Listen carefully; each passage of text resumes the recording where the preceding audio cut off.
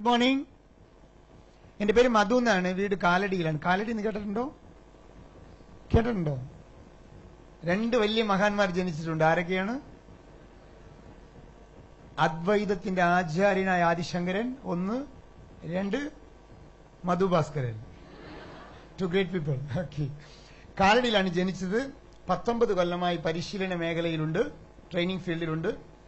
Training ചെയ്യാൻ ഒറ്റ വിശ്വാസമാണ്. കാരണം ആ വിശ്വാസത്തിനെതിരെ ഇതുവരെ സംഭവിച്ചിട്ടില്ല, സംഭവിക്കാൻ സാധ്യതയുമില്ല. എന്താണ് വിശ്വാസം എന്ന് പറഞ്ഞാൽ, നിങ്ങളൊരു നോളജബിൾ പേഴ്സൺ ആണെങ്കിൽ നിങ്ങൾക്ക് ലോകത്ത് എന്തിനെക്കുറിച്ച് വേണമെങ്കിലും പ്രവചിക്കാം. ഉദാഹരണം, ഈ ലൈറ്റ് ഇങ്ങനെ കത്തു, ഈ മൈക്കിന് ചില കുഴപ്പമുണ്ട്, ഇടയ്ക്ക് ശബ്ദം ഉണ്ടാക്കും, ഇങ്ങനെയൊക്കെ എന്തിനെക്കുറിച്ച് വേണമെങ്കിലും നിങ്ങൾക്ക് പറയാം. ഇല്ലെങ്കിൽ ഈ വാച്ച് ഇങ്ങനെയൊക്കെ വർക്ക് ചെയ്യൂ, ഇങ്ങനെ എന്തിനെക്കുറിച്ച് വേണമെങ്കിലും നിങ്ങൾക്ക് പ്രവചിക്കാം. പക്ഷെ ഒരിക്കലും പ്രവചിക്കാൻ പറ്റാത്ത, ഇങ്ങനെ അങ്ങനെ പ്രവചിച്ചാൽ തെറ്റിപ്പോകുന്ന ഒറ്റ സാധനമേ ലോകത്തുള്ളൂ. അതേതാന്ന് പറയാൻ പറ്റുമോ? ഏതാണ്? മനുഷ്യന്മാരാണ്. മനുഷ്യനെ കുറിച്ച് പറയുന്ന പ്രവചനങ്ങളെല്ലാം തെറ്റും. നിനക്ക് ഇത്രയേ പറ്റുള്ളൂ, നീ ഒന്നും നന്നാവില്ലെന്ന് ആര് പറഞ്ഞാലും തെറ്റും. കാരണം അപാരമായ സാധ്യതയുള്ളവനാണ് മനുഷ്യൻ. മനുഷ്യനെ കുറിച്ച് പറഞ്ഞ പ്രവചനങ്ങൾ തെറ്റിയിട്ടുണ്ട്. പണ്ട് പഠിക്കാൻ പോയി കുട്ടീനെ ടീച്ചർ മന്ദബുദ്ധി എന്ന് വിളിച്ചു. അമ്മയ്ക്ക് കത്തെഴുതി കൊടുത്തു. അമ്മ കത്ത് ചുരുട്ടിക്കുട്ടി കളഞ്ഞപ്പോൾ നീ സ്കൂളിൽ പോകേണ്ടെന്ന് പറഞ്ഞു. അങ്ങനെ അമേരിക്കയിലെ മിഷിഗൻ സ്റ്റേറ്റിലെ സകല പബ്ലിക് സ്കൂളിൽ നിന്ന് പുറത്താക്കപ്പെട്ട കുട്ടി പിന്നീട് 1098 കണ്ടുപിടിച്ച് ലോകത്തിന്റെ ഏറ്റവും വലിയ ശാസ്ത്രജ്ഞനായി മാറിയപ്പോൾ തോമസ് ആൽവ എഡിസനെ കുറിച്ച് പറഞ്ഞ ടീച്ചർക്ക് തെറ്റി. തന്റെ മക്കളിൽ പഠിക്കാൻ മോശമായതുകൊണ്ട് അതിഥികളുടെ മുമ്പിൽ എപ്പോഴും വിഡ്ഡി വിഡ്ഡി വിഡ്ഡി എന്ന് വിളിച്ചിരുന്ന അച്ഛന് തെറ്റി. പിന്നീട് അയാൾ ഇംഗ്ലണ്ട് കണ്ടതിൽ ഏറ്റവും വലിയ പ്രധാനമന്ത്രിയായി മാറിയപ്പോ വിൻസ്റ്റൺ ചർച്ചിലിന്റെ അപ്പന് തെറ്റി. പഠിക്കാൻ മോശമായതുകൊണ്ട് നാട് വിട്ടുപോയി. യേമനിൽ ജോലി കിട്ടി. ജോലി രാജിവെച്ച് വീട്ടിൽ വന്ന് 4 ആളുകളെയും 4 മെഷീൻ വെച്ച് ഗുജറാത്തിന്റെ കുഗ്രാമത്തിൽ ഒരു സ്ഥാപനം തുടങ്ങിയപ്പോ അധ്യാപകനായ അച്ഛൻ പറഞ്ഞു, പൊട്ടനായി പോയല്ലേ എന്റെ പുള്ളാന്ന്.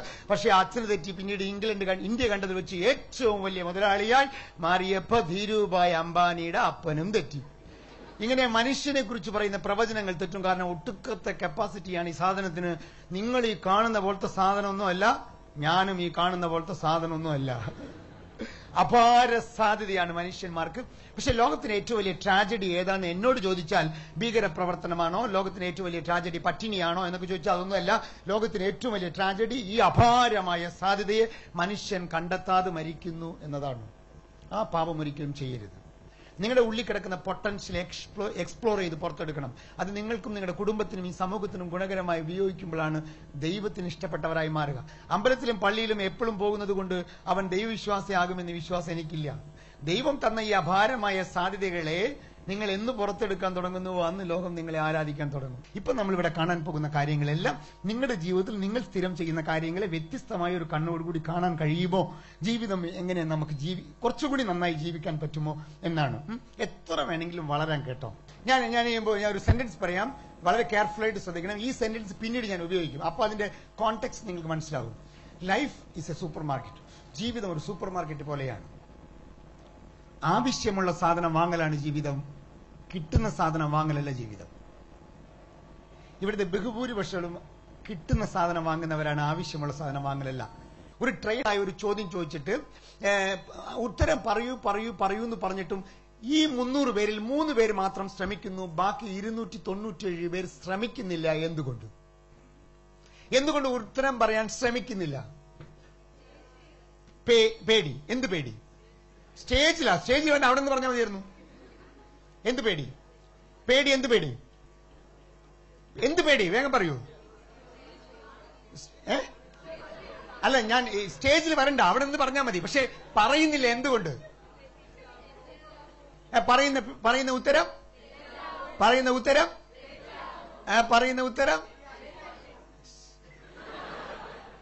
Very good.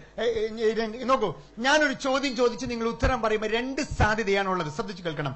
ഞാനൊരു ചോദ്യം ചോദിച്ചിട്ട് നിങ്ങൾ ഉത്തരം പറയുമ്പോൾ 2 സാധ്യതയാണുള്ളത്. സാധ്യത 1 ഉത്തരം ശരിയാവാനുള്ളത്, സാധ്യത 2 ഉത്തരം തെറ്റാവാനുള്ളത്. പക്ഷെ ലോകത്താരും പറയുന്ന ഉത്തരം ശരിയാകുമോ എന്ന് പേടിക്കില്ല. അയ്യോ, പറഞ്ഞ ഉത്തരം ശരിയായ എന്താവും? അപ്പൊ പേടി അതല്ല. പിന്നെ എന്താണ് പേടി? തെറ്റിപ്പോകുമോ എന്ന് പേടി. നോക്കൂ, ലോകത്തെ ഏറ്റവും വൃത്തികെട്ട പേടികളിൽ ഒന്നാണ് തെറ്റുമോ എന്ന പേടി, ഫിയർ ഓഫ് മിസ്റ്റേക്ക്. ആളുകൾ രക്ഷപ്പെടാത്തതിന് 2 കാരണങ്ങൾ പ്രധാനമായി സൈക്കോളജിസ്റ്റുകൾ പറയുന്നു. 1 തെറ്റിപ്പോകുമോ എന്ന പേടി, ഫിയർ ഓഫ് മിസ്റ്റേക്ക്. 2 തോറ്റുപോകുമോ എന്ന പേടി, ഫിയർ ഓഫ് ഫെയിലിയർ. ആളുകൾ എന്താ ഒരു കാര്യം ചെയ്യാത്തത്? പൊളിഞ്ഞാലോ? പൊട്ട പേടിയാണത്. ഞാൻ ചോദിക്കട്ടെ, ഉത്തരമേ പറഞ്ഞിട്ടില്ല, അതിനു മുമ്പേ ആലോചിക്കാണ് ഉത്തരം തെറ്റിയാണ്. നിങ്ങൾ ബസ് സ്റ്റോപ്പിൽ നിൽക്കാണ്, ഒരു ബസ് വരാണ്, ഈ ബസ് ഇടിച്ചാലോ? ബസ്സിൽ കയറുവോ? റെയിൽവേ സ്റ്റേഷനിലേക്ക് ട്രെയിൻ വരാണ്, പാളം തെറ്റുവോ? ട്രെയിനിൽ കയറുവോ? നോ. അതേപോലെ ഉത്തരമേ പറഞ്ഞിട്ടില്ല, അതിനു മുമ്പേ ആലോചിക്കാണ് തെറ്റിയാ എന്ത്. എന്തുകൊണ്ട് ഈ നെഗറ്റീവ് വശം കാണുന്നത്, പോസിറ്റീവ് വശം കാണാത്ത എന്തുകൊണ്ടാണ്? ഇന്ന് വരെ ലോകത്ത് പരാജയപ്പെടാതെ തെറ്റാതെ വിജയിച്ച ഒരാളുടെ പേര് പറയൂ. നിങ്ങൾ പറയുന്ന ഉത്തരം ശരിയാണെങ്കിൽ എന്റെ ട്രെയിനിങ് പ്രൊഫഷൻ ഇവിടെ വെച്ച് അവസാനിപ്പിക്കാം. ചരിത്രത്തിൽ ഉണ്ടാവില്ല. ഞാനൊക്കെ ഒരുപാട് മിസ്റ്റേക്ക് ചെയ്ത ആളാണ്, ഒരുപാട് മിസ്റ്റേക്ക് ചെയ്തുകൊണ്ടിരിക്കുന്ന ആളാണ്.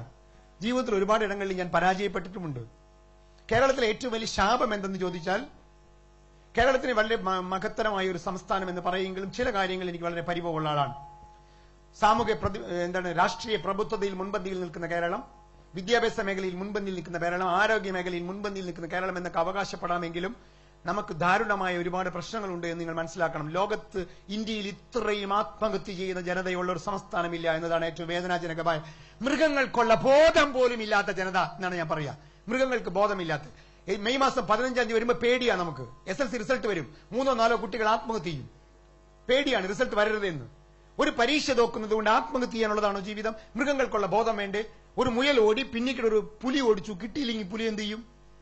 രണ്ടാമത് ഓടിക്കും. കിട്ടിയില്ലെങ്കിൽ പുലി മൂന്നാമത് ഓടിക്കും. കിട്ടിയില്ലെങ്കിൽ പുലി നാലാമത് ഓടിക്കും. കിട്ടിയില്ലെങ്കിൽ പുലി 5-ാമത് ഓടിക്കും. എന്നിട്ടും കിട്ടിയില്ലെങ്കിൽ പുലി 6-ാമത് ഓടിക്കും. ഇന്ന് വരെ ഒരു പുലിയും ഫാനിൽ കയറി കെട്ടി തൂങ്ങി മരിച്ചിട്ടില്ല. മലയാളി മരിക്കും, മലയാളി മരിക്കും. ആത്മഹത്യ ചെയ്യാനുള്ളതാണ് ജീവിതം. ജീവിതം പൊരുതാനുള്ളതല്ലേ? ജീവിതം പൊരുതാനുള്ളതല്ലേ? ജീവിതം ഒരു പൊരുതാനുള്ളത്. ലോകത്തെ വലിയ വലിയ ആളുകൾ നമ്മളിൽ 3 വയസ്സിൽ പോളിയോ ബാധിച്ച പെൺകുട്ടിനെ അമ്മ കയ്യിൽ പൊക്കിക്കൊണ്ടുപോയി ഡോക്ടറോട് ചോദിക്കുകയാണ്, എന്റെ മകൾ പോളിയോ ബാധിച്ച് തളർന്നുപോയി, അവളെ ഒന്ന് രക്ഷപ്പെടുത്തി തരണമെന്ന് നോക്കുമ്പോൾ ഡോക്ടർ പരിശോധിച്ചിട്ട് പറയാണ്, ഈ കുട്ടി ഒരിക്കലും നടക്കില്ലെന്ന്. അങ്ങനെ വീട്ടിൽ കൊണ്ടുപോയി ഇട്ട കുട്ടി 9-ാമത്തെ വയസ്സിൽ അമ്മയോട് പറയണ, എനിക്ക് നടക്കണം, കോല് വെട്ടിത്താ എന്ന്.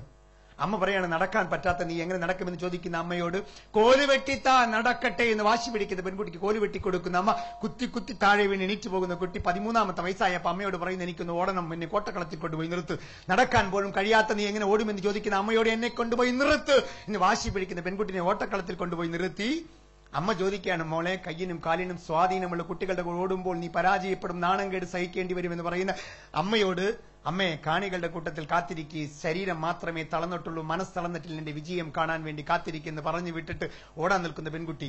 വയ്ക്കുന്ന ചുവടുകളെല്ലാം വീണ് വീണ് എണീറ്റ് പോകുന്ന പെൺകുട്ടിയെ കണ്ട് 2000 കൊണികളുടെ കണ്ണീരൊലിപ്പിച്ചിരിക്കുന്ന അമ്മ 100 മീറ്റർ ഓട്ടം കഴിഞ്ഞ് പരാജയത്തെ ചുവരിഞ്ഞ് വീണെടുക്കുന്ന പെൺകൊച്ചിനെ പൊക്കിയെടുത്ത് 22 മക്കൾക്ക് മുലപ്പാൽ കൊടുത്ത് മാറിനോട് ചേർത്ത് കിടത്തിക്കൊണ്ട് ആ അമ്മ ചോദിക്കുന്ന ഒരു ചോദ്യമുണ്ട്, എന്ത് മകളെ ഈ നാണം കേട് സഹിക്കണമെന്ന് ചോദിക്കുമ്പോൾ സ്വാധീനം കുറഞ്ഞ് വലത് കൈയെടുത്ത് അമ്മയുടെ കണ്ണുനീരൊപ്പിക്കൊണ്ട് ഈ മകൾ പറയുന്നു, അമ്മേ, ഒരിക്കൽ കാത്തിരിക്കണം, ഈ ലോകം മുഴുവനും കാത്തിരിക്കും എന്റെ ഓട്ടം കാണാൻ വേണ്ടി. ഞാൻ അങ്ങനെ ഒരു വലിയ ഓട്ടക്കാരിയാകുമെന്ന് പറയുന്ന ആ പെൺകുട്ടിയുടെ വാക്കുകൾ വിടുവാക്കുകളായിരുന്നില്ല. 1960 ഒളിമ്പിക് ചരിത്രം എടുത്ത് പരിശോധിക്കണം. 1960 3 ഗോൾഡ് മെഡൽ, 100 മീറ്റർ, 200 മീറ്റർ, 400 മീറ്ററിലെ ചരിത്രത്തിൽ ആദ്യമായി 3 ഗോൾഡ് മെഡൽ മേടിച്ച പെൺകുട്ടി എന്ന് പറഞ്ഞ പേരും വേൾഡ് റെക്കോർഡ് ഇട്ട പെൺകുട്ടി എന്ന് പറഞ്ഞത് അമേരിക്കയിലെ കറുത്ത വർഗ്ഗക്കാരിയായ പാവപ്പെട്ട കുടുംബത്തിൽ ജനിച്ച 22 മക്കൾ 20-ാമത്തെ മകളായി ജനിച്ചുപോയി 3 വയസ്സിൽ പോളിയോ ബാധിച്ച് ഒരിക്കലും നടക്കില്ല എന്ന് പറഞ്ഞ ആ പാവപ്പെട്ട പെൺകുട്ടിക്ക്, വിൽമ റുഡോൾഫ് എന്ന് പറഞ്ഞ പെൺകുട്ടിക്ക് കഴിഞ്ഞതിന് കാരണം ഒടുക്കത്ത ചങ്കൂറ്റം. അതിന്റെ ഒരു 5% ഉണ്ടായിരുന്നെങ്കിൽ മലയാളി നീ ആത്മഹത്യയില്ല. ജീവിതം പൊരുതാനുള്ളതാണ്. ജീവിതം ഇങ്ങനെ നേടിക്കൊണ്ടുപോകാനുള്ളതാണ്, അല്ലാണ്ട് തോറ്റു മരിക്കാനുള്ള ജീവിതമല്ല എന്നതാണ് ദൈവം തന്ന ഏറ്റവും നല്ല ജീവിതം. ഈ ലോകത്ത് കിട്ടിയ ഏറ്റവും വലിയ സംഭാവന. അതിനെ കൊണ്ടുപോയിട്ട് എങ്ങനെ എനിക്കറിയാൻ പാടില്ല. ആത്മഹത്യ എന്റെ വീട്ടിൽ പോലും പോകരുത്, പാപമാണെന്ന് വിശ്വസിക്കുന്ന ആളാണ് ഞാൻ. ജീവിതം അങ്ങനെ പോകേണ്ടവരാണ്. ഈ ലോട്ടറി ടിക്കറ്റ് വരുന്ന 2 കൈയും 2 കാലും ഇല്ലാതെ ഇങ്ങനെ ഊർന്ന് ടയർ കെട്ടി പോകുന്നവൻ, അവന്റെ വിശ്വാസത്തിൽ കുറച്ചെങ്കിലും വേണ്ടേ വിദ്യാഭ്യാസം കിട്ടിയ നമ്മുടെ കുട്ടികൾക്ക്? അതില്ല എന്നാണ്.